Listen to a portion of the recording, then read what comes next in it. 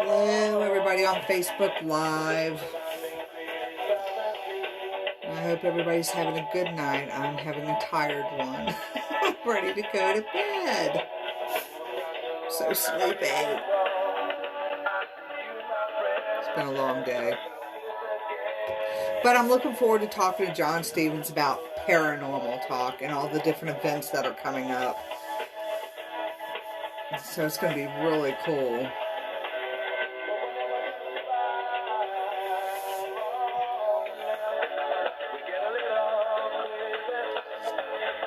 Let's see who I got on.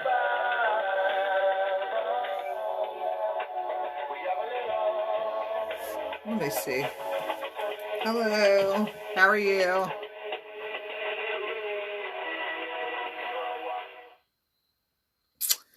All right, everybody. I want to welcome everybody to Vibe Time with Geri. And, of course, my special guest who's on, John Stevens, waiting patiently for me. I don't have a lot of announcements tonight. Y'all know that Cabin on 360 is still doing some of their tours. I think they're still doing them. I think they still have tickets. You'll have to go to their page and check it out. Check out the different events on their page. Hello, Jennifer. Hi, Emma. Hope everybody's doing okay. This is Vibe Time with Geri.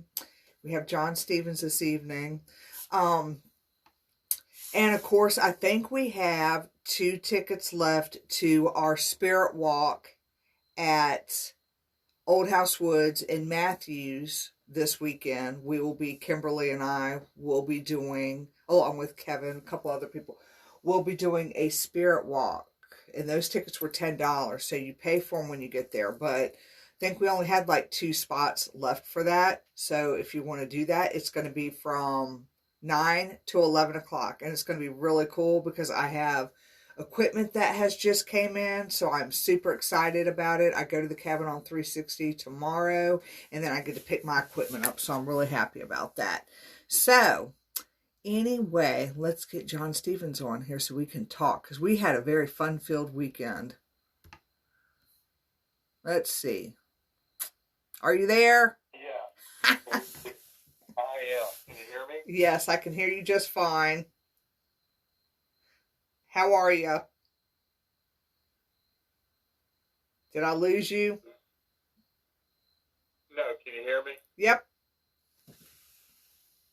Loud and clear. This weekend, right. I didn't hear you that time. You broke up. I'm sorry. This weekend was great. Oh yeah, it really was. We had a good time at the Cabin on 360, didn't we? I know it always happens, but when we get together with a few other people, it just gets out of hand. Yeah, it does. But it's all in good research. I think I'm still tired from the Cabin, to be honest with you, because I am exhausted. Like, I have been exhausted for a couple days, and I'm really tired tonight. But you're right. I mean, we have a lot of fun. Yeah, that was, I laughed so hard Saturday night that that was probably the highlight of my week. Yeah, but it's all in good research. Yes, it is. So what we have to do is we have to explain to anyone that wasn't there a little bit about what we're talking about. We had a kind of like a private, I guess, invitation-only potluck dinner at the Cabin on 360. Mm-hmm. So it wasn't a public event, but there were a lot of people there. I'd say a lot, 20 people maybe. But we had good food, and we had a lot of fun, and some people dressed up, and we got to investigate while we were there, which anytime you investigate, most of the time you get the really good stuff over at the brick house in the basement. can be, and but we have turned going into the cabin upstairs to the now infamous pink pearl room as as being the highlight of the evening, because once you go up into that room, adults only, of course, you have to be over 18. So anything goes up there verbally, and we got some great responses. I couldn't believe it. Yeah. So, yes, it is a way of investigating that you don't have that many places you can do something like that, but there's nothing held back in that room. Right. And I think you get some responses sometimes when you aren't just simply asking the same questions that they're always asked. Hey, who is here? Who is with us tonight? All that stuff. Yeah, You can do that in other places, but up in this room, we've kind of put our stamp onto that room. Yeah.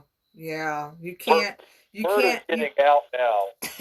You can't ask boring questions in the pink pearl. No, you'll be asked to leave, actually, if you ask boring stuff. Yeah. But it is very interesting. I find it very interesting research, because I think wearing a wig triggered a lot of stuff out there. Like, I want to wear my wig tomorrow. Because as graphic Are you as going to the cabin tomorrow? Yeah, we got tours tomorrow, so I'll be there from 7 to 9. But I mean, I'm going to have to figure out how to style it, but it really did trigger a lot of things. I mean, I was called some pretty mean, low down names, and people don't think that happens, but it does. And I'm just wondering, with the type of, like in the woods, for instance, at the cabin on 360, the woods back there, there's a lot of soldiers back there, Civil War soldier spirits, or, there's just different spirits there from different centuries, if you will. And that wig really triggered it, because we got, I got called a slut on an EVP. Yeah. I mean, just plain as day, slut. And I'm like, well, if the shoe fits right now, because I got on a pink wig, my boots and my pants, and I had intentions of dressing a certain way for a trigger, but it worked. Now, tell everybody what so there's events.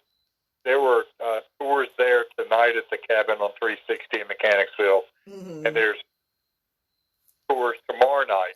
Yeah, and tell everybody how much it costs and what the time. Yeah, it's like $10 for the tickets. And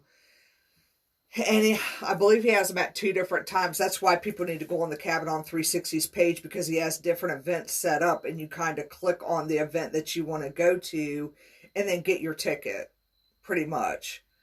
Because there's 2 different time slots. I believe one is 7 to 9, and then 9:30 to 11:30. I believe those are the time slots, but I don't know the days, because I thought he added a couple more days for tours. But it probably. Yeah, but let's, since you and I are talking on the phone, and we got, we have some time with some things, I'm going to change the subject, because I want to touch on some stuff, because I know that you had the same experiences. When you go paranormal, when you do your paranormal research, just as well as I do, when things are on TV, it is they have to dramatize it to make it be interesting.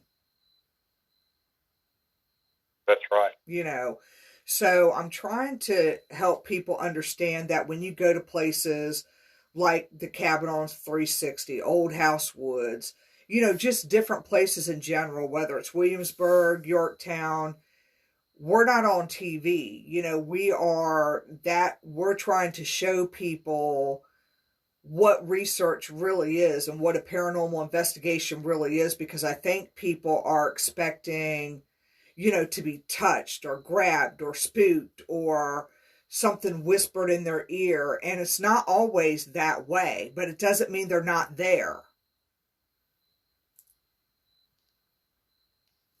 Yeah, that's right. And I have just about every investigation that I've done recently, and I'll just go back just to, within the last couple of months, there's been enough evidence at these investigations that I've been at that it would convince a hardcore non-believer that there is at least something doing, and I'm just going to take EVPs, for example, because that's probably the easiest, coolest thing that we can do as investigators.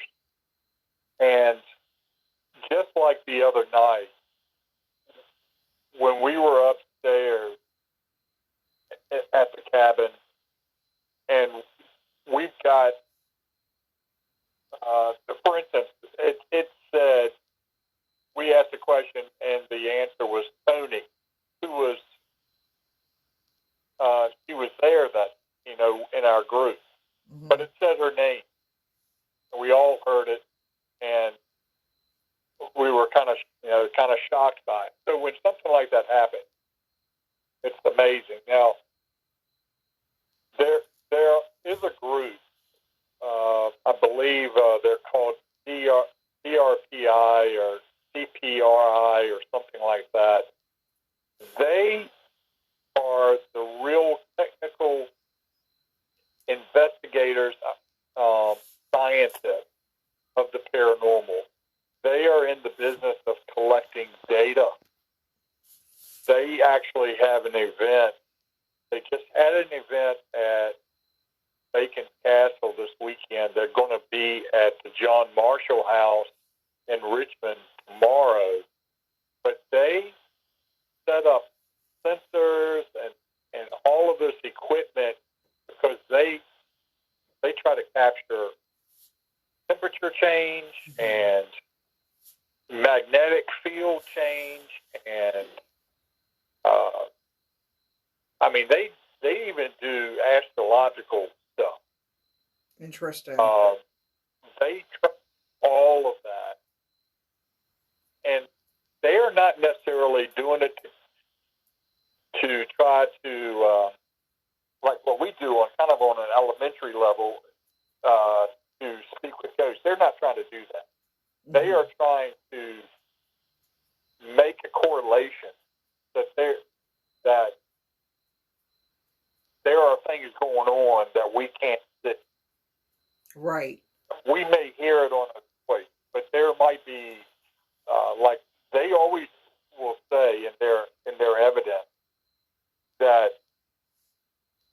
they'll have the EVP at the 5-second mark, but at the 2-second mark, they had a fluctuation in some reading that they had, and that was consistent every time they got a good EVP.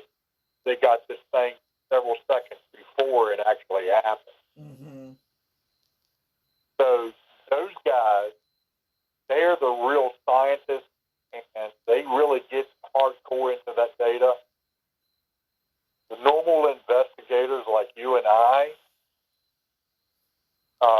we can just take a recorder wherever we're at, and that can be all we need, right, to bring us back each time. Right. And I will say this. We got some good EVPs the other night, believe me. Oh yeah, oh I know we did, and we got good ones in the we got good ones in the basement too. And we got some good ones at the woods. It's just sometimes I think when people go to like these events, they're expecting what they see on TV, and it's not. And people don't understand the countless hours that you spend listening and reviewing EVPs, recordings. You spend, my body cam records 10 minutes per section, 10 minutes per segment. So if I'm at an investigation, for 3 hours, then of course I'm listening to 3 hours worth of, or I'm watching and listening 3 hours worth of body cam footage to get that one EVP, and the TV automatically cuts it, cuts all that crap where not everybody is listening to that, is what I guess I'm trying to say. And I just wanted people to kind of understand that just because you may not get anything on the equipment. Sometimes they don't want to play with the equipment. Sometimes they don't even want to talk into the recorder, but it doesn't mean they're not there. Yeah, that's right. And a lot of people get bored. Yeah. I've been on some investigations where we start off with a group of 15, and after a couple of hours, it's half that size because those people have, this is not what they thought it was going to be, and they end up leaving during one of the breaks. Yeah. And I guess I'm not like that because I've experienced enough where it will bring me back. Yeah. That's why I think there's certain things you can do to really make things interesting, though. Yeah, like wear a wig. Things that you can right. Wear a wig and dress like a street rocker in the 17th century. It's perfect. It's a perfect trigger. Figure that out Saturday. Yeah. Right. Oh my God. I think that I have some pet peeves with some techniques that people do at investigation. And I don't think they're very good. And I don't think that there's a lot of. It's almost like watching a movie that's not very good. It's just like you're waiting for the action to happen, but it's never going to happen. And I know I will piss people off with that. But when somebody pulls out divining rod in an investigation, I think there's a place for this. And I've seen them used and gotten good responses to questions in the right environment. But don't have me sit there and watch somebody play with divining rods for like 45 minutes. Right. Because that is beyond torture. Right. I would rather do. Now, on the other hand, so that's one of my pet peeves. But one of the things I'd love to do, and I think for people that are just investigating for the very first time, is to do burst sessions where you ask a question and wait for a response. Ask like 5 questions and wait for the responses, and then go back and play. Right. And see what you got. Because there's an anticipation. What did I get? Mm-hmm. And sometimes, like the other night, it took us replaying the thing. I think there's something there, and then after you listen to it about 5 times, you're like, there it is, clear as day. I can hear it. Mm-hmm. You may have to play it. You may have to play it for somebody that can't hear the recorder that well. You may have to play it for them, like Savannah was doing for me the other night. She'd say, "Now listen to this," and I would hear it, but only after it was because maybe it was a low whisper or something like that. Right. It was hard to hear. Yeah, some of those whispers, So after yeah, they're faint. Some of them are real faint. Very faint, and there's a good chance you're never going to catch that on the first time you listen to that. True. So I think a lot of it is technique. So when you have a group and you have half the people in the group have never investigated before, you can set up the REM pods and you can do all this. Yeah, that's with things going off, that helps. But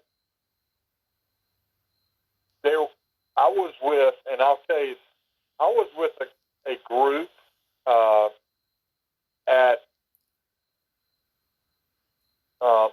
we were outside in the woods, out of the cabin. This was at another place. And they pulled out the divining rod. Okay, I get that. And then they pulled out their swinging crystals or whatever. Pendulums. Pendulum. That's what yeah. And I'm like, for an hour and a half, we did pendulum and divining rod. Oh, hell no. And that's why half of those people left first opportunity that they could get. I mean, I would have left. I mean, that's not really investigating if that's the best you got. Right. I mean, I have new dowsing rods, but I don't really. I've got dowsing rods and I have pendulums. I have a whole collection of them, but I really don't. I use dowsing rods mostly for like geopathic stress and looking for portals. So, well, yesterday I had a field day with them because I was out with one of my friends and we were out, getting the feel of these new rods that I got from Dennis. Trying to just to see the accuracy of them and trying to learn how to hold them. But I don't know if I would use those in an actual investigation. I would get bored.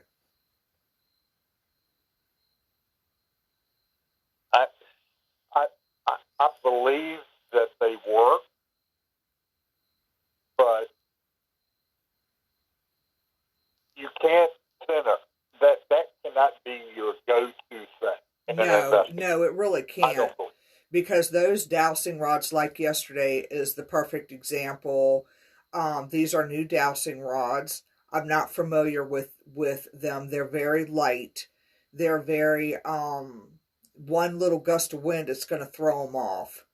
However, I wanted to be able to know how to hold those particular rods properly so that I could feel the pull of water, for instance, because that is what they are. That's what they originally were used for, of course, is to find water.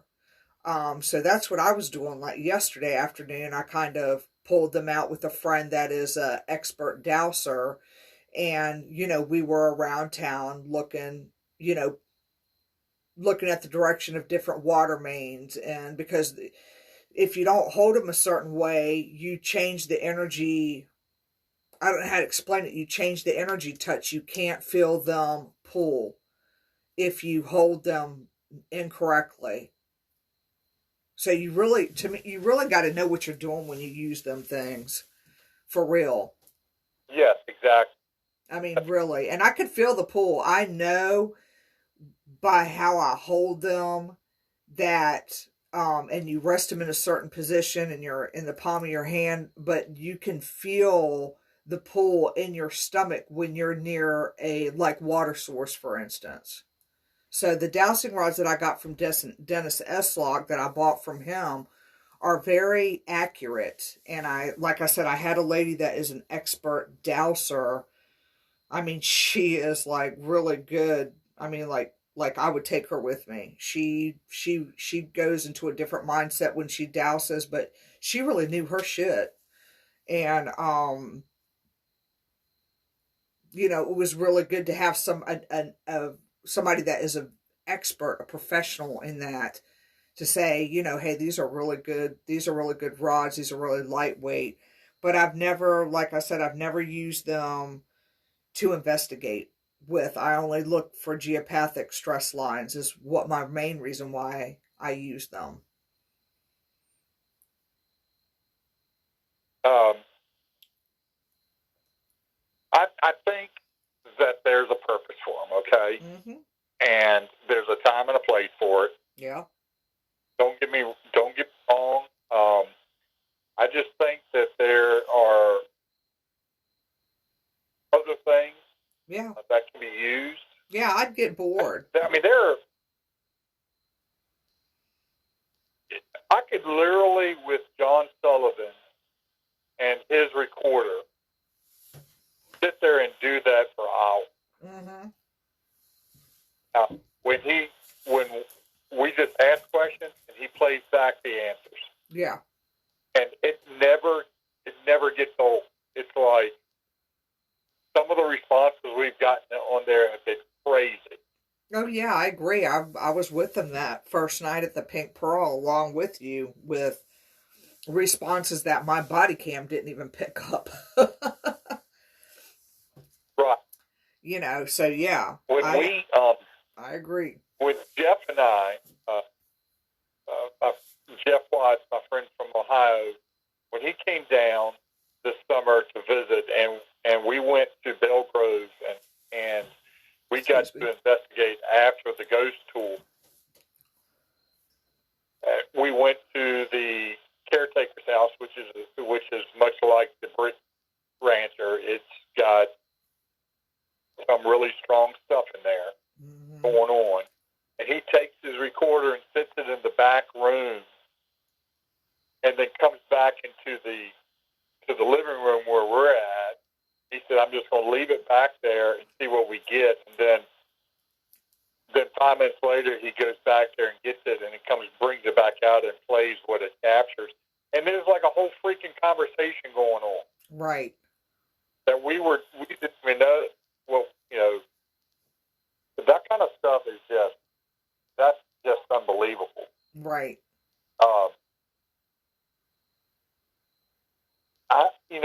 It's funny because he's talking about, I went to this event out at Henricus a couple of weeks ago,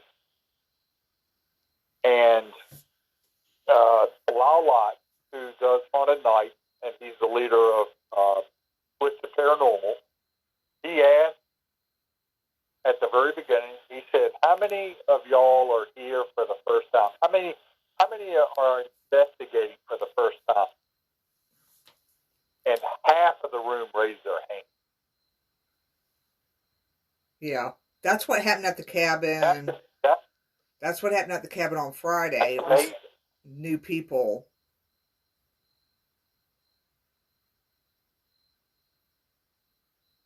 So there's a lot of stuff that's what makes my page.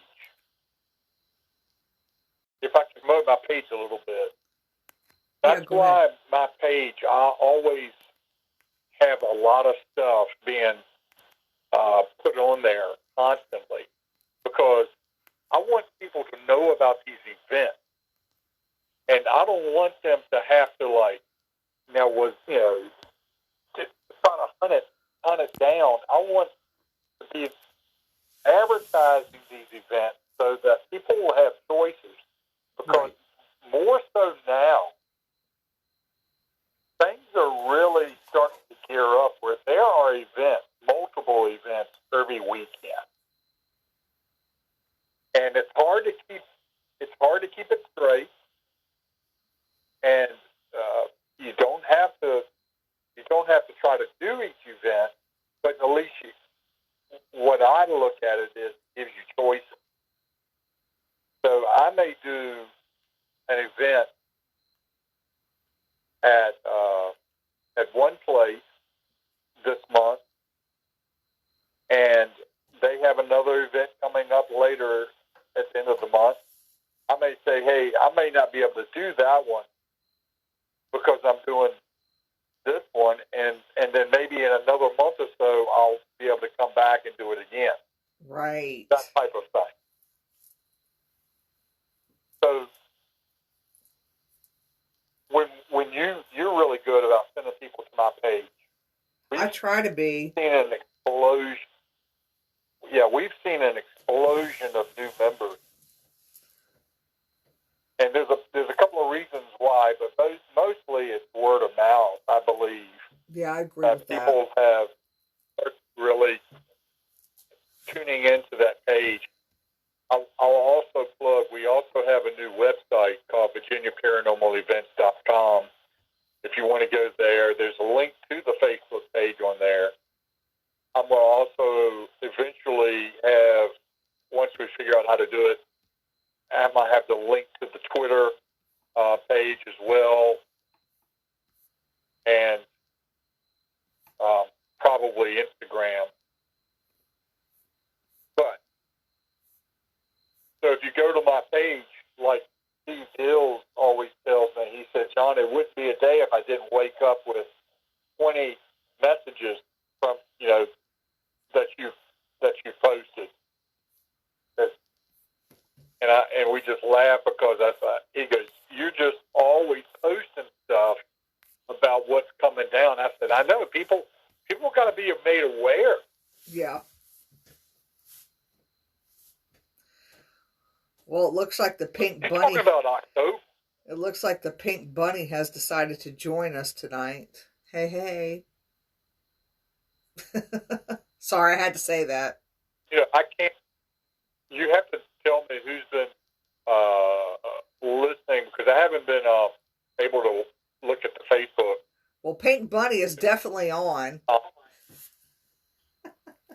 And it's not Savannah. Steve White, he's on. He's in Facebook jail. Beth Barnes is on. I'm trying to scroll down because I didn't realize I had people on. I saw people, but I didn't realize it went so fast. I guess I wasn't paying attention. So we do have a few people on, but I do agree with you. People need to know the different events. Steve White says he feels like he's on a hippie trip. Oh yeah, with my lights. Yeah, you can't see my lights in the background, John. I got a fun light, and so I'm just talking to you, but I'm having fun with changing this she shed different colors at the same time. Of course, if somebody was stoned or tripping watching this, they'd really be screwed up right about now, so I better slow down the strobe. Yeah, that's right. Well, that's another show we'll do when we talk about the effect of psychedelic on and ghost hunting. Yeah, I'm wondering what would happen. That is a topic. Yeah, I'm wondering what would happen if you took this light bulb and put it in the pink pearl at the cabin on 360. I'm just wondering how that would trigger, if that would trigger anything. But it may cause me to spaz out, but other than that, because it is one of those hookerish type lights where you can change all the colors. You can, it just goes psychedelic on you. It's a really cool light. And I'm just wondering if it would trigger the party. Don't burn down the she shed. I hope it don't burn down. I swear. Can't have the she shed burned down. No, you really can't, because I do my show out of here and I got a new bed in here now. All I got to do is get me a mattress. I'm all set.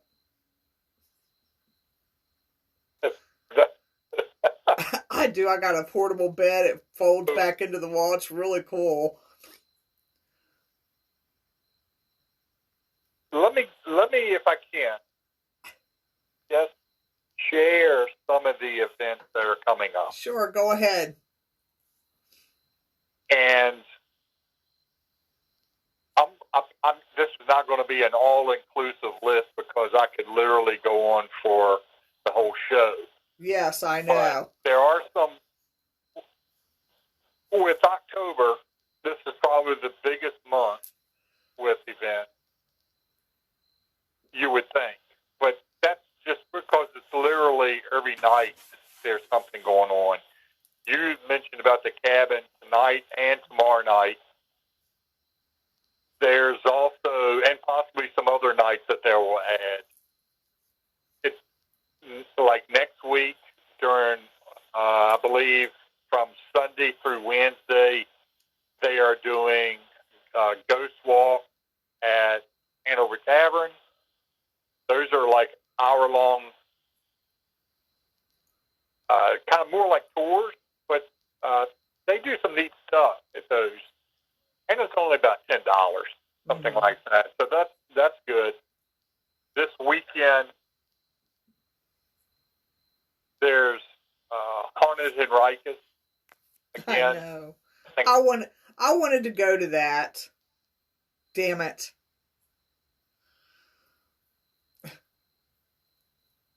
And don't let me forget.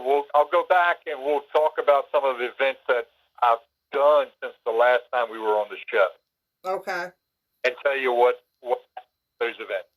So one of my fun things that we got coming up, and they finally released it. This is they are having the ghost tours at Roswell. Finally. Starting this Friday and Saturday night. They have two tours. So anybody that wants to,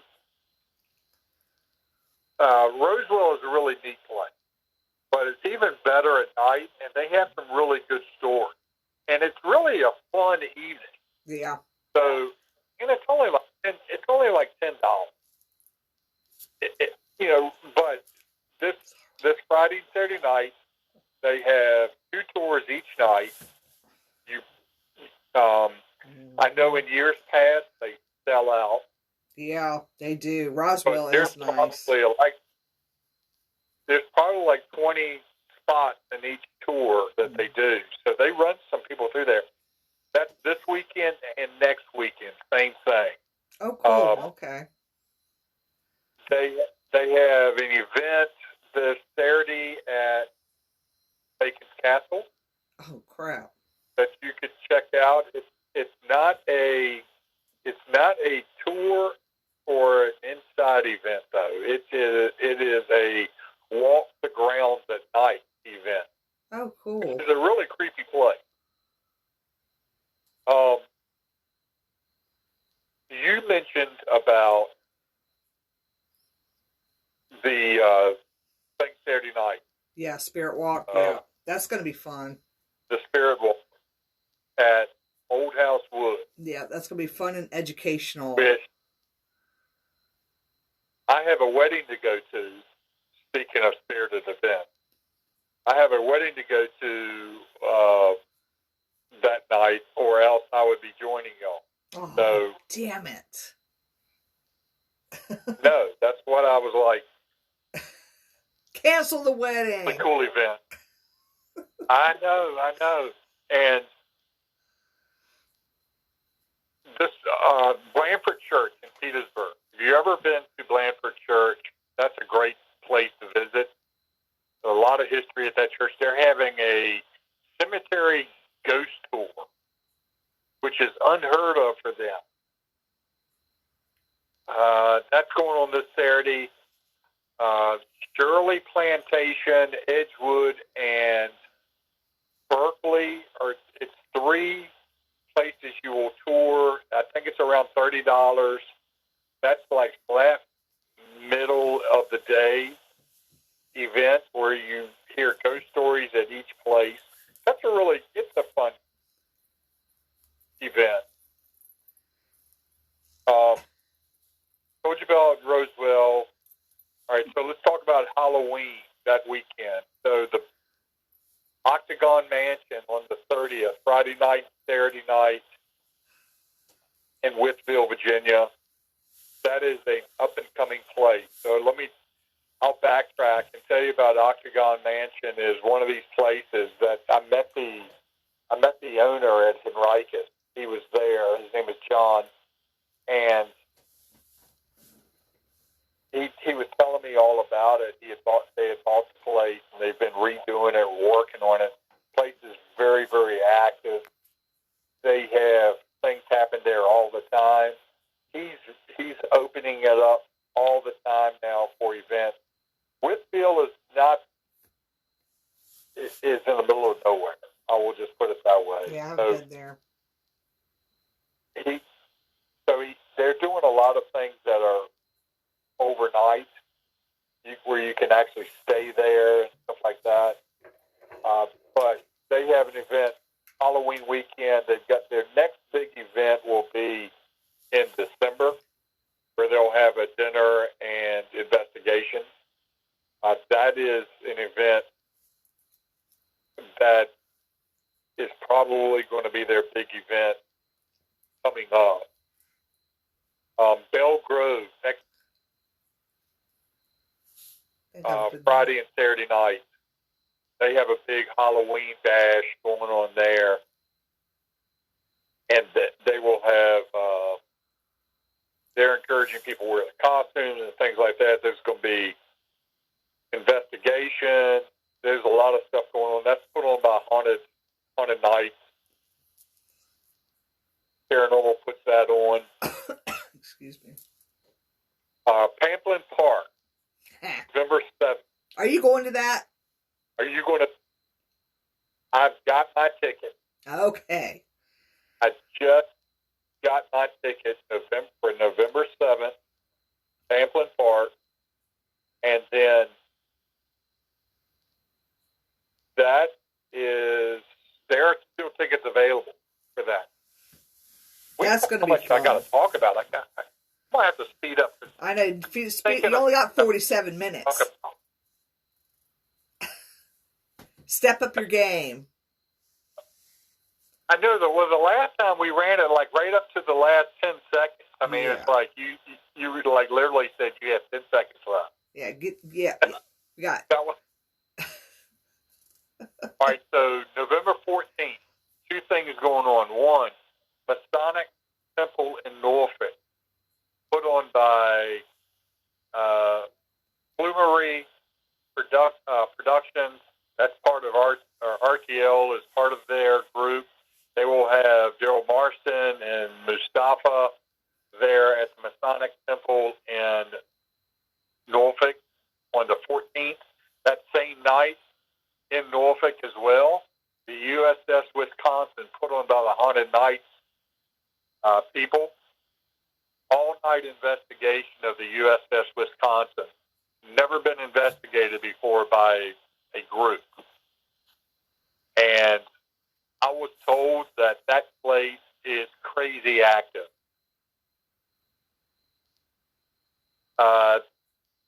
Big event coming up on November 28th, which is at the Exchange Hotel.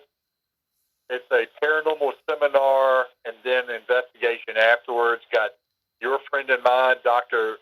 Don, is going to be there. Nice. Steve Hills, Flip Searles, a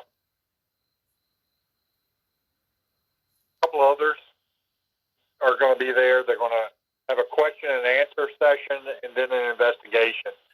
And I think tickets are $40. There's still some of those available for the weekend of November 28th.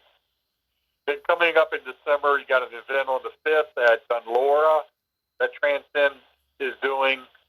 That's Dunlora is a bed and breakfast in Mineral, Virginia.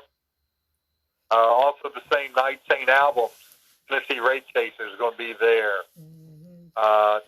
The 4th, that Friday night actually at the Octagon, is the Haunted Nights event. That's an all-night event, so it goes the 5th. I believe they're doing it the 5th into Sunday as well. Okay. And then on the 12th of December, TWC is going to be, or the Tennessee Race Chasers is going to be at the Exchange Hotel that night. They always come in December. That's a great event. Looking at also that night, another great event that's more local, Pamplin Park Boys for Tots. Yeah. So we did the event last year. It was at the cabin on 360. Right. This year we'll be able to have even more people. They raise. You bring a toy and that gets you a ticket. I don't. There may be a ticket you have to purchase as well, but that's a great event. The Marines are behind the Toys for Tots. They'll be represented there. You bring a toy, and then they're able to give these toys to the kids that don't have much of a Christmas. Right. But we all know how good Pamplin Park is. Oh, yeah. Be able to investigate there is see how things are starting to open up. So Pamplin Park was one of those places where they stayed closed up until recently. And Henricus was like that. The Exchange was like that. All these places now are opening up. Guess what? They are starting to get more money now from these investigations than they would from normal ticket buyers during the week. Right. So all these events, as I said, are for money-raising events. Right.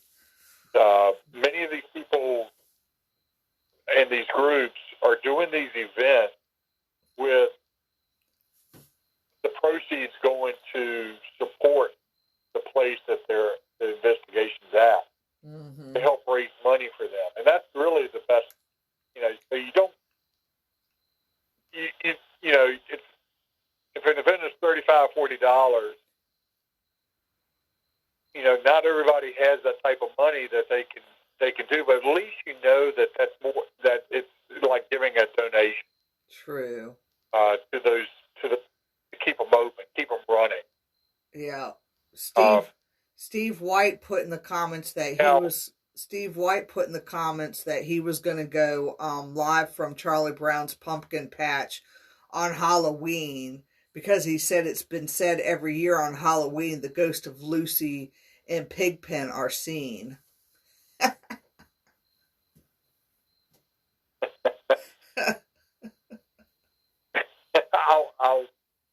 If Steve has that show, I'll tune in.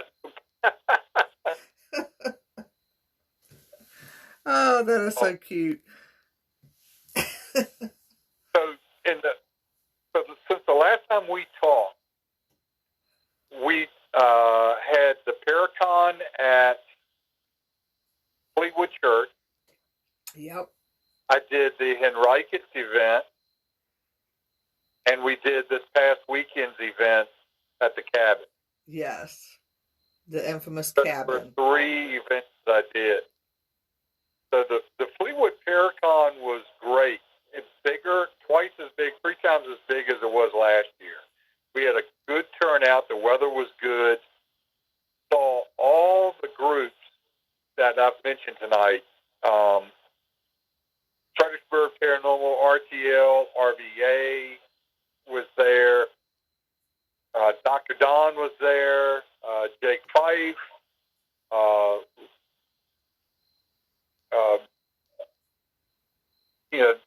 Got to talk with Paul Shields and his group. That they were over at the Graffiti House, which is a great place to investigate. Can't say enough of good things about Paul Shields, and what a cool guy he is. But along with that, saw people like Debbie there, and Geri, and so many of our people that we know, and get to see them all in one place was really cool. And then got to investigate at night. So that was a full event. And then Henricus event was cool, because that was with the guys from the Tennessee Raid Chasers, put on by Haunted Nights. Mm-hmm. And we had a lot of cool things happen at that event as well. Henricus is really growing on me now. I mean, I'm starting to realize why that place is so active. See, I haven't been there yet. It's more so the land, because they don't have any original buildings on that property. It's the land that still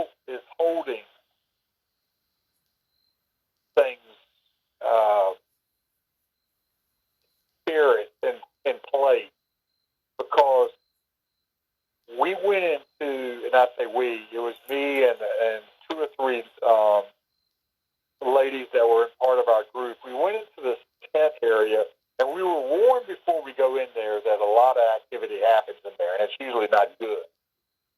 So, of course, I was like, I'll go, you know. And I go in there, and immediately we start getting stuff on not only EVPs, but stuff we did spirit box session, stuff was coming through that.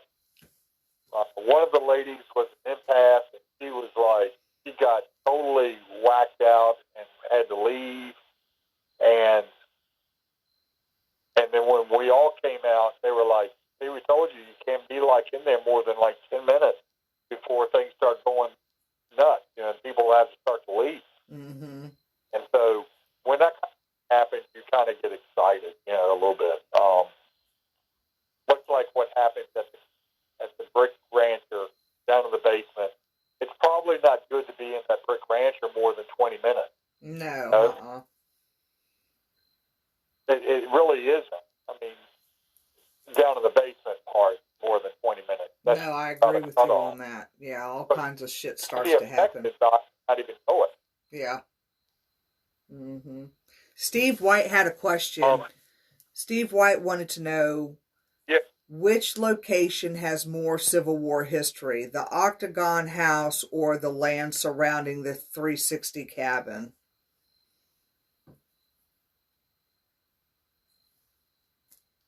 I would say the cabin on 360.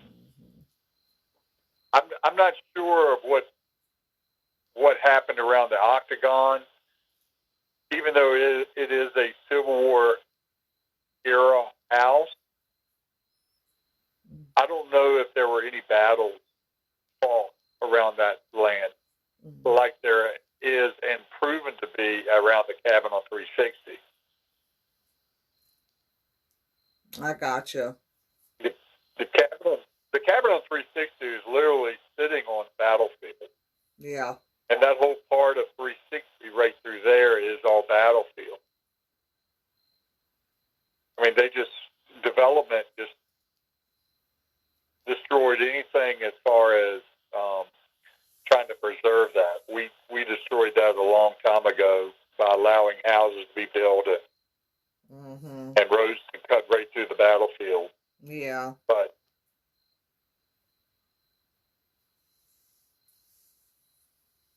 I would say that all the activity we get at the cabin is Civil War related. I think there's different dimensions. I think there's different dimensions there. Like definitely different things going on. Different, and it might be where I'm at. You know, right? Yeah. I go stand out in the woods or down that gravel road at night. You know, am I getting the same thing that's in the basement of the cabin? You know, at the brick house? Probably not. No, yeah. Especially when I'm standing out in the middle of a battlefield. I'm probably getting some type of residual energy and stuff from spirits from the Civil War that were killed, as opposed to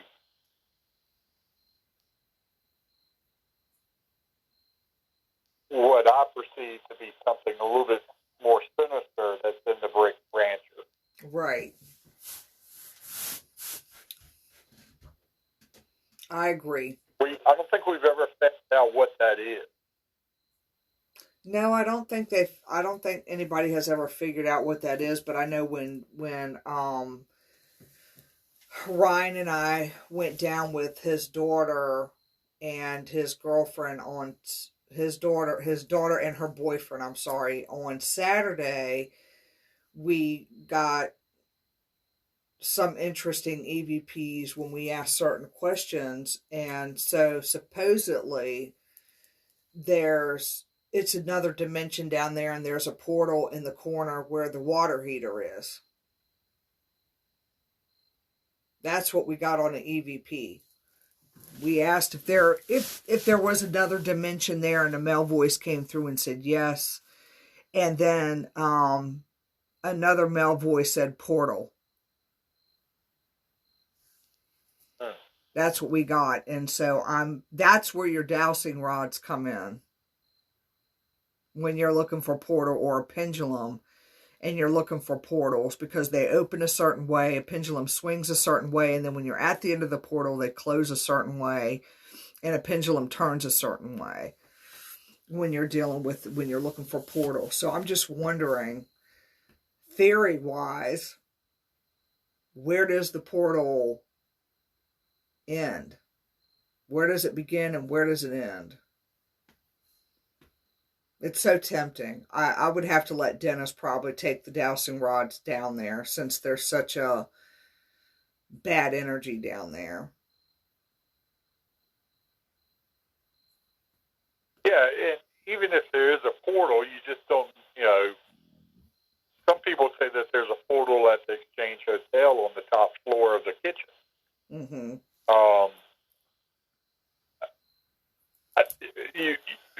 Whether there's a portal there or not, it doesn't say anything about what type of bad energy there could be. No. So, we've been down in the basement at the rancher, and people see shadow figures all the time. Or orbs. And people experience stuff pointing over at the water heater. Mm-hmm. All the time. So, I've got to do something with that picture I took of Savannah. That one with she's shining the flashlight. She actually put it on her page as her profile picture. Yeah. I took several pictures of her with her in that silhouette look, because you're down there in the dark, and I wasn't using a flash, and I captured that picture, and it's a really cool picture, which I put on that page. She has on her page. Mm-hmm. I want to do something more with that. It's almost like it could be a picture that the Cabin on 360 can use for advertising. Right. Yeah, I think I stole that picture to put in on my next video clip that I'm going to do for the Cabin on 360. I believe I have taken that and saved it into my phone when I do my next clip. It's a cool picture, and I'm not just saying that because I took it. There's a lot to that picture. I mean, it's like,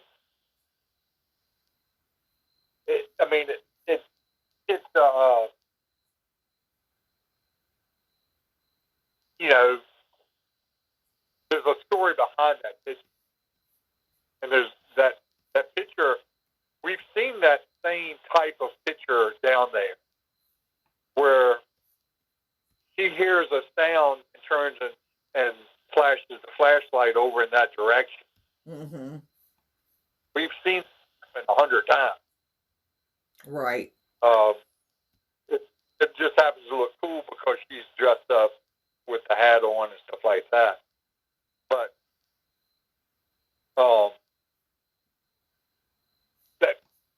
that brings me to another thing before I forget.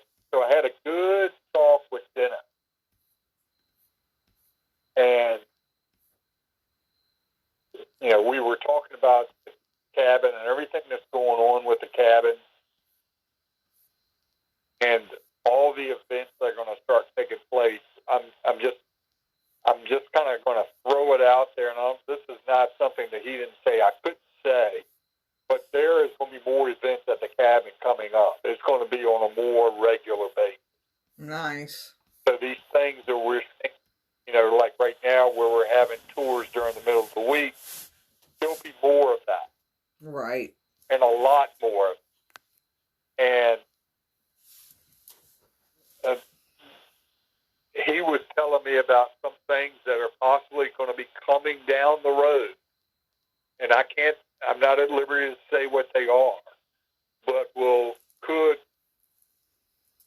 essentially cause there to be great demand for the cabin. Good. To be intimidated. And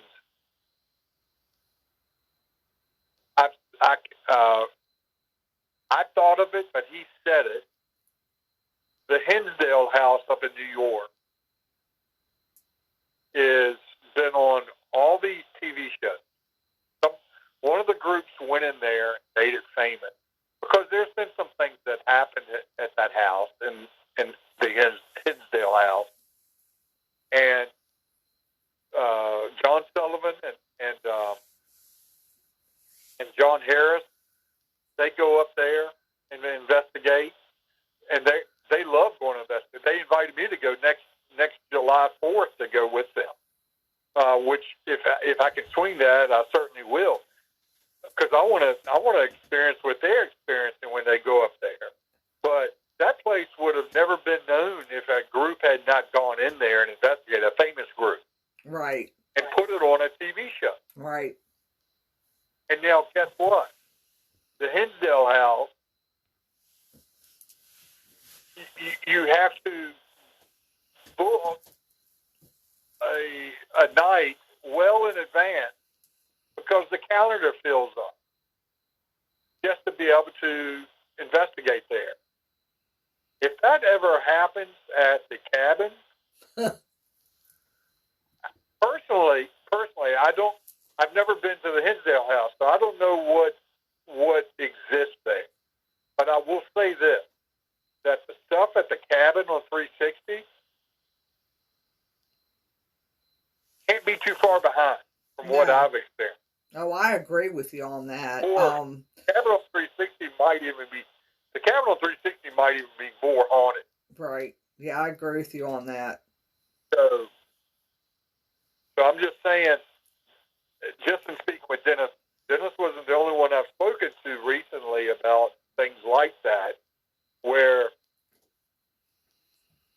we're talking about a location becoming very, very popular, and events going to start happening there all the time. Right. So some of these places that are in need of money, that are in need of being supported, these investigations are going to help with that. Berkeley is starting to see that as they do more events. I was telling somebody the other day, they were like, "You going to go to the Berkeley event?" It was actually, she's going to be at the Berkeley event. She's one of the famous people that are going to be there. Nice. And I said, "Yeah, I'm hoping to. I haven't bought my ticket yet, but I'm hoping that I can get there because Berkeley is literal. I'm going to say this, and I'm not out on a limb on saying this. The Berkeley plantation on Route 5 in Charles City, Virginia, is the most historical place in America. I dare anyone to tell me that there's more history anywhere else in America than what happened on the land at Berkeley Plantation in Charles City, Virginia. Mm-hmm. They had Indian War. They had Revolutionary War. They had Civil War. So up 100,000 troops camped on that property. Taft was found was written there and played there for the first time. The first Thanksgiving was practiced on that land. Yeah, I like Berkeley Plantation. There are like 3 presidents that have been born in that house. There have been like nine presidents that can trace their lineage back to that house. I'm just going to stop there and just say, now, what happens with these historical places? What usually follows in the rational thinking is there's a lot of haunted crap that has gone on, that is going on at Burke. Yeah. And you can experience that during the day, but at night, when you walk through their family cemetery at night, there on the James River, it is beyond creepy. I've gotten the best picture of orbs I've ever taken. Walking back from that cemetery up to the carriage house by myself on a graveled road that was a path, and I decided to turn around. This sounds familiar. And I took a picture, and only to go and look at it when I got inside and warmed up, and saw 3 orbs in a row, in a direct line, following behind me. Oh, I remember. I think you posted that one, didn't you? Yeah, because it is, the pictures before and after that don't have it. So I took, like a birth session where I took like 10 pictures in a row. There's only one picture that has these 3 dots all lined up like they're crossing the road right behind me. Of course, I had to turn around and I took that picture. I had scared myself to death because I'm in the dark. I don't know what's coming up behind me. Right. The only light I have is the moon. Right. And I'm by myself. That sounds like the picture that I took at the Manor House at Powhatan Plantation in Williamsburg. Spooking myself out on the 2nd floor. David's the only one in the house. He's on the bottom floor. And I said, David, I'm going up to take some pictures. And I go up, and I'm taking pictures like I do, and usually taking them, without a flash, because I like to lighten them up once I get them onto my computer and stuff like that. Because if you take a flash, you're just going to get a picture of a room. Right. You're not going to see any shadows or anything. That's true. And then I heard something coming down the steps. The steps that were above me, not the ones that I had come up onto that floor, but the steps that were above me. I heard something creaking down those steps, like step, step, step. And that brought me out of that room and into the hallway. And I looked, there's nobody coming up the steps. And I said, that's what I thought, is the steps above me. And so I go back into the room and I start taking pictures, but I turned around and pointed the camera behind me and started taking a first session of pictures where I'm taking one after the other. And that's when I captured what is on the Virginia Paranormal Events. Right. I remember that picture, yeah. And I know it. Yeah, I didn't even know it until I got home the next day and lightened it up and saw what I had captured. That was a good catch. So, now, we as investigators, we're always taught, what's the best piece of equipment we have? It's ourselves. So, the hair on the back of my neck is standing up from hearing the sound of it coming down the steps. And I'm trying to comprehend this because I know I'm the only one, and David's the only one downstairs. There's nobody upstairs. I mean, David does these tours. He's the only one that's doing them. And so the hair's on the back of my neck, standing straight up.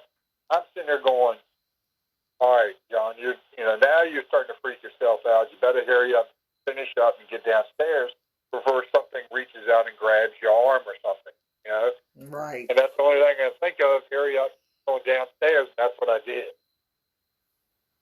I think if you were to put some type of monitor on me, you would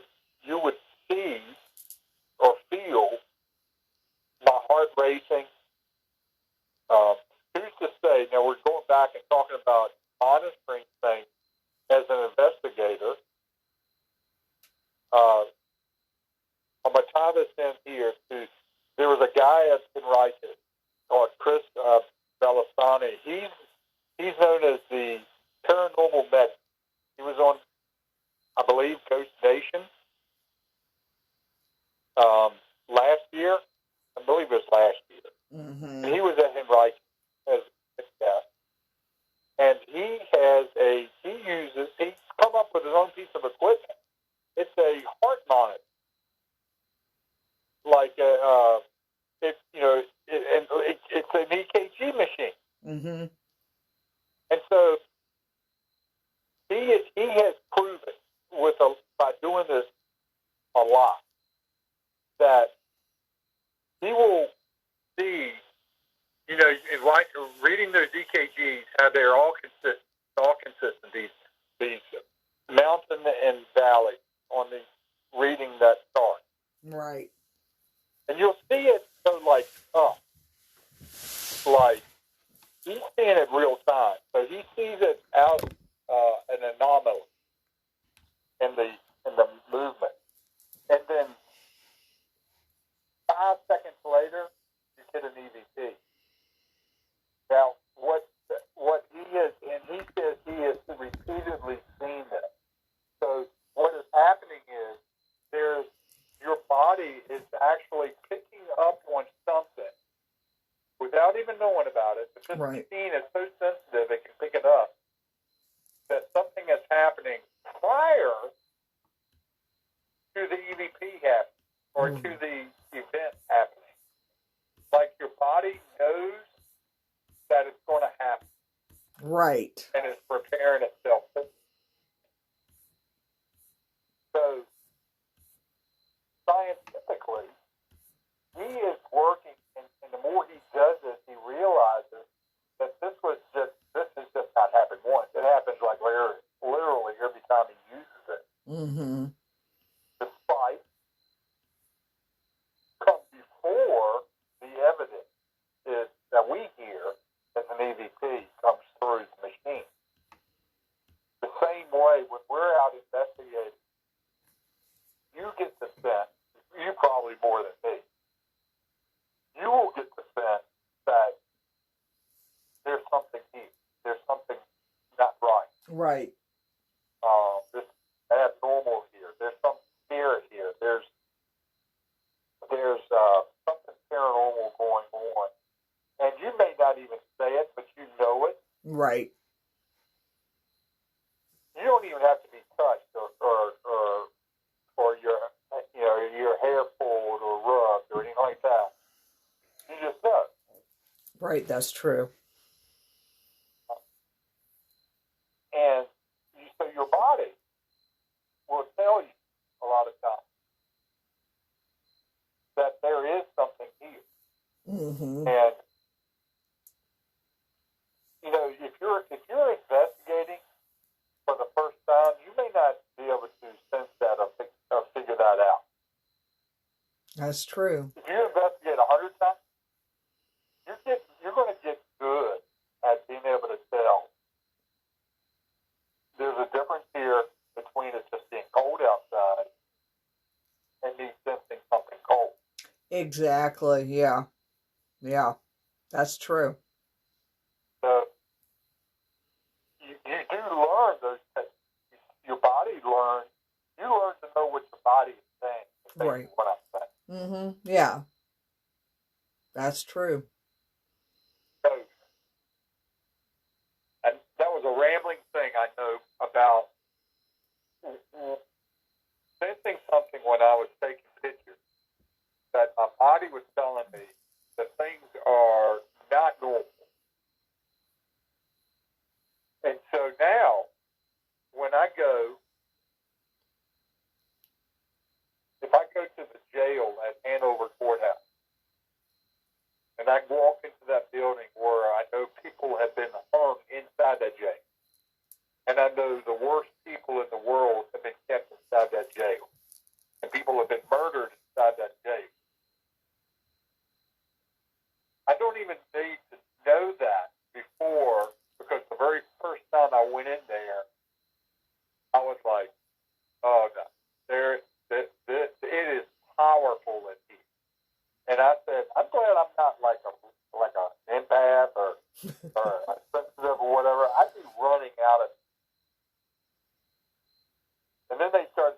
about everything that happened. I was like, oh, now I know why I'm feeling the way I'm feeling. Mm-hmm. You know? So, Yeah. Yep. Well, in the woods, like going in the woods this weekend at the cabin, you could see it's like the spirits didn't want to talk.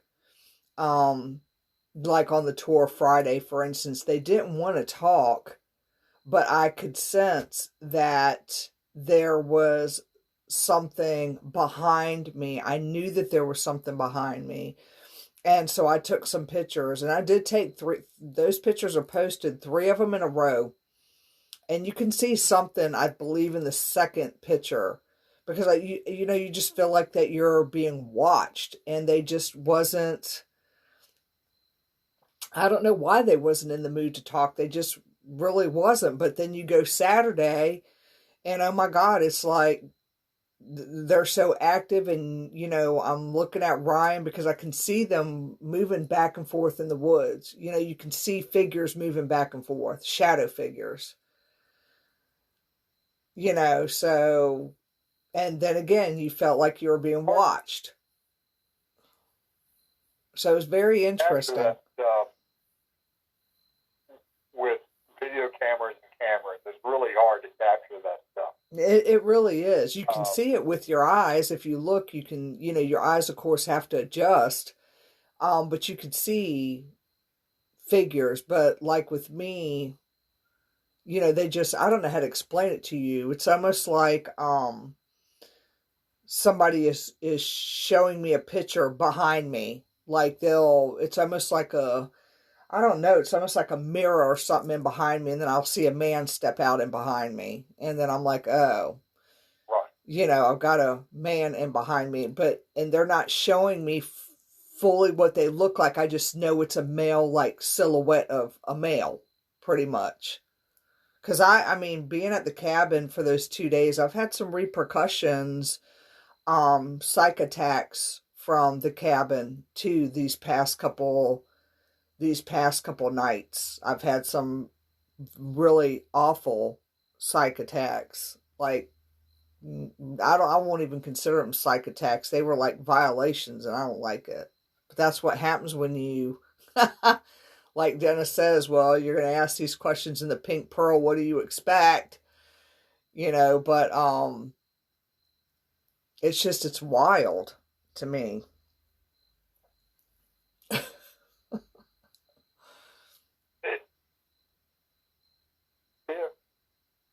Don't think they won't follow you home.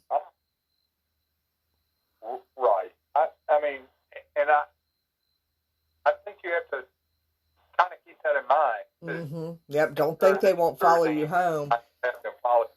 Yeah, because I know the first time I went to Shirley Plantation, see, I picked up a lot of stuff when I went to Shirley Plantation, just a lot more than Berkeley. I hate to say it, but it was true. It was like they really showed themselves at Shirley Plantation. And, when I got home that night and went to bed, I got knocked right upside the head. I mean, it was like somebody took a hammer and hit me upside my head, and it was just one of those spirits to say, don't come back. It was kind of like that feeling, but I really got hit hard upside the head. Like I felt that for the rest of the day, for a couple days, so you have to be careful, and you always say prayers and stuff when you leave, or at least I do. And I'm like, keep your asses there. You ain't coming home with me. But then when I get one of these attacks happen, like I had this morning, I'm like, where the hell are you at, you little guardian angels? I thought you were supposed to be protecting my white light bubble. What the hell? I was so mad because I woke up to something on me, and that's what I didn't like. Like, I could still feel their creepy little lips on my lip, and I'm like, ew. This is so disgusting. I mean, I woke up and I was like, grasping my breath, but I knew it was a male figure. But when we were in the basement at the cabin, on the brick rancher, at the cabin on 360, the brick rancher, we got an EVP of a man saying, "I would like to kiss," and didn't say anything else. And Ryan said, "Who would you like to kiss?" And they wouldn't answer. So I just think that's kind of bizarre, okay, how I'm waking up at that time in the morning just with this male. Ugh. I told Dennis, I said, I feel so violated. I was violated, because I didn't ask for them to come. And then I was mad because my spirit, I'm like, where's my little ball of white light people? Where you at? You're supposed to be watching me in my sleep. Protecting me. What the hell happened? They must have slacked off. I forgot to tell you this. I did a ghost tour when I was in Williamsburg last weekend, or 2 weekends ago. And so I got to see our favorite house, Peyton Randolph's house. Aww. Heard some more stories. Huh? I said, aw. I know. And there, right when we were outside of the house, one of the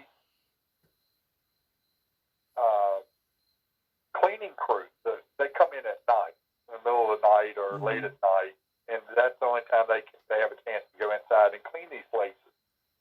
And they come out, and she was getting in her van, and I was like, well, we need to have you shut up, and we need to interview her, because she's the one that sees and hears everything, and probably doesn't even want to talk about it. Right. But, because he can sit there and tell those stories all night, but we know that the cleaning crew and the people and the people that fix things in these places, they're the ones that know really what goes on.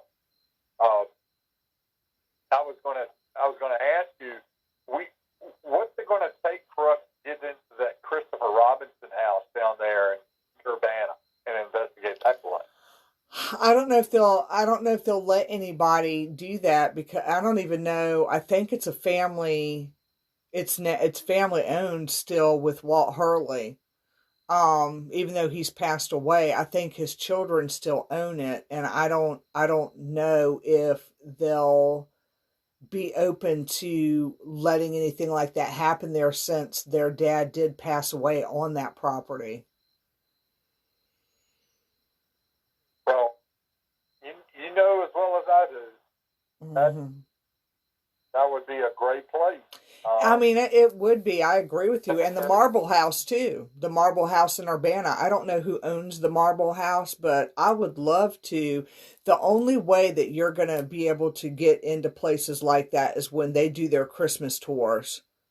But you won't even be able to investigate. It would be more of a walk-through tour, and then if you're super sensitive, you'll be able to pick up stuff, there. But other than that, unless... I forgot who owned the Marble House. I think Marjorie might know.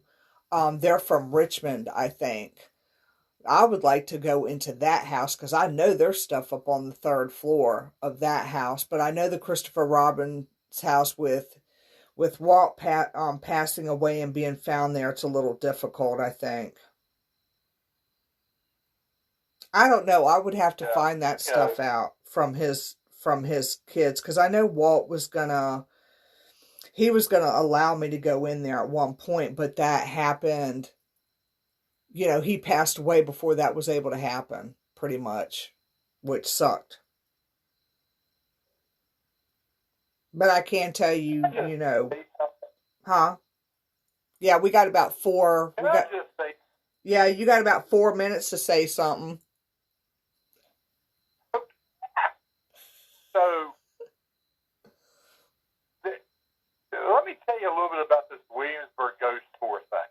Okay. So, it was just because we were down there, needed something to do for the night, so we did it. I'd done one before, but this was an hour and a half long. Oh, shit. So, it was rather lengthy, and we walked a lot. However, let me tell you that the money that flows through, this was on a Thursday night, by the way.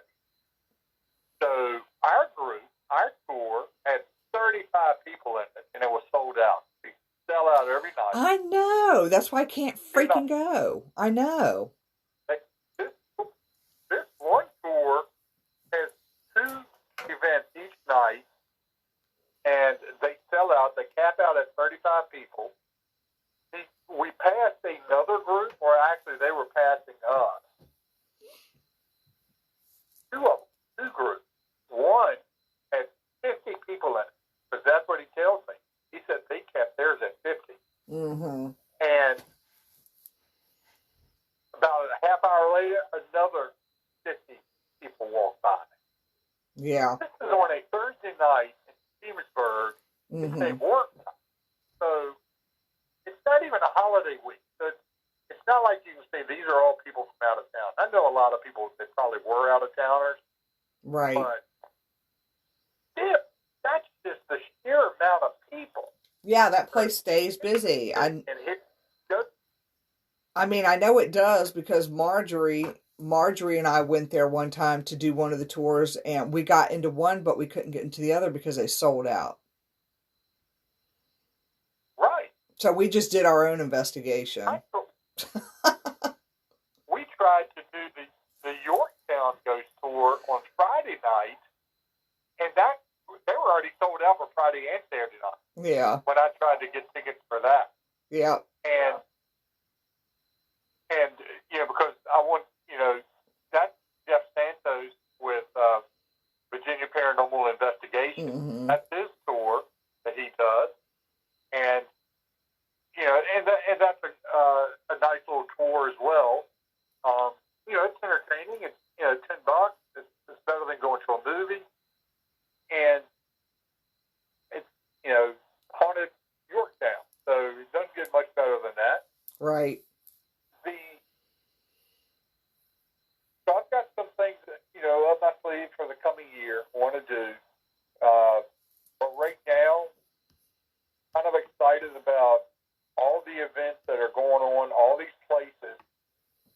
For instance, let's just take the Octagon Mansion.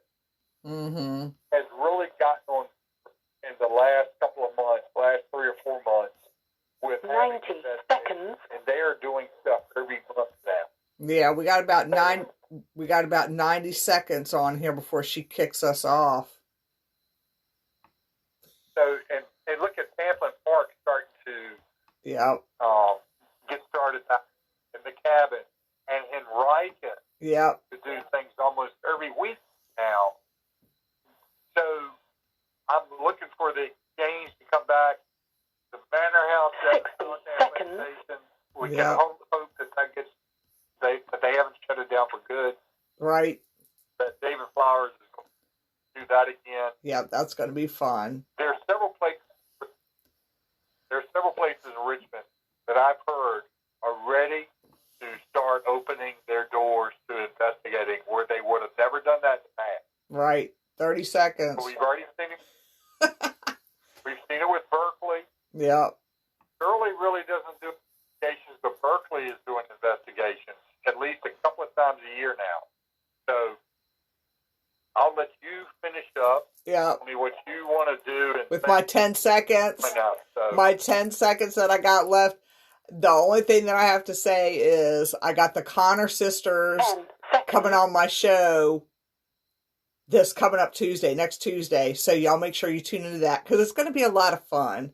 And John, they're going to cut us off like now. So all right. She's going to cut us off. So I appreciate you coming on. Yep. See you in a few weeks. All righty. Thanks. Thanks. Yep. See ya. All right. Bye. She is going to cut us off. Just like that. Blog Talk Chicks will cut you off. So anyway, y'all, listen, I appreciate everybody tuning in, but what I wanted to say was that I got the Connor sisters coming next week. So that is going to be a lot of fun. we are going to have a good time on my show. That is going to be on the 27th of October at 8:30 Eastern Standard Time. So y'all make sure that you tune into Vibe Time with Geri so that we can have fun with the Connor sisters. And John, I see you up there. Thank you so much for coming on the show and talking paranormal talk with me. It's always fun. I didn't get a chance to read some of the comments here. Let me see if I can go back. Because Steve White, I know, posted something. The only thing I know about the Octagon House is at one time it was a Civil War hospital. One soldier died inside from his battle wounds. Another soldier was found dead on the front porch.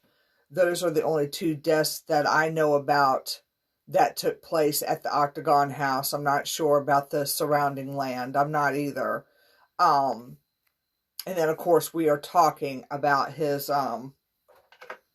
Howie's top hat that we plan to steal eventually, right? I got it all planned out, Steve. We'll send him in the woods. We'll let the ghosts get him.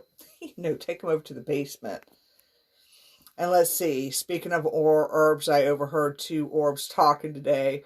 One orb said to the other, "Orb dude, how did your photos turn out today?" The other orb dude said, "Those assholes said I look just like Dust." Ah, that's cute. Let me see. Dust dude, those bastards. That's so funny. I'm halfway asleep trying to read this stuff. Love you too, Savannah. Yes, this past Saturday, the Pearl was very, very active. Steve, thank you for tuning into Vibe Time. Yeah, that was a lot of fun. The pink pearl, the infamous pink pearl. We won't go into discussions about that here, y'all, because that would be like rated triple X, you know what I mean? So, all right, you guys, I am going to get ready to completely go off the air and completely get ready to go off of Facebook Live because my tail has to get up so early in the morning. The Pearl, that's right. I'll be going there tomorrow. Maybe I should wear my wig. I think I should wear my wig there tomorrow too, just to see what happens if I do that at the Pearl.